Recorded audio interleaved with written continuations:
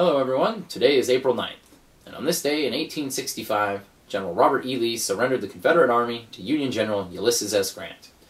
And even though there were still Confederate armies in the field, this event essentially ended the Civil War. In the terms of surrender, Grant allowed the rebels to keep their sidearms and their horses, and then he let them all go home. He then said to his officers, "The war is over, and the rebels are our countrymen again."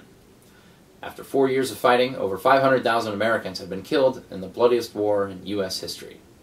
In 1959, NASA announced the selection of America's first 7 astronauts: Scott Carpenter, L. Gordon Cooper, John Glenn, Gus Grissom, Walter Schirra, Alan Shepard, and Donald Slayton.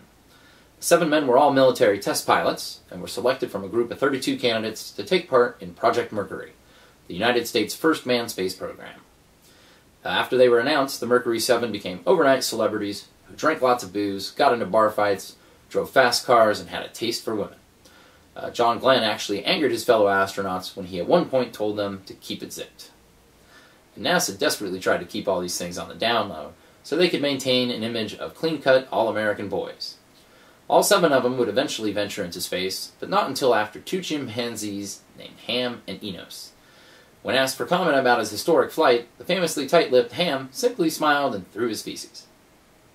And in 1969, the Chicago 8 pled not guilty to federal charges of conspiracy to incite a riot at the 1968 Democratic Convention. The defendants included David Dellinger, Rennie Davis, Thomas Hayden, Abby Hoffman, Jerry Rubin, Lee Weiner, John Froines, and Bobby Seale. The trial turned into a circus after the defense used the court as a platform to attack the Nixon administration, the war in Vietnam, racism, and oppression. When the trial ended, the defendants and their attorneys were found guilty of 175 counts of contempt of court and sentenced them to terms ranging from 2 to 4 years. Although declaring the defendants not guilty of conspiracy, the jury found most of them guilty of intent to riot. They were sentenced to 5 years and fined $5,000. However, none of them ever served any time because a court of appeals later overturned the criminal convictions and eventually dropped most of the contempt charges.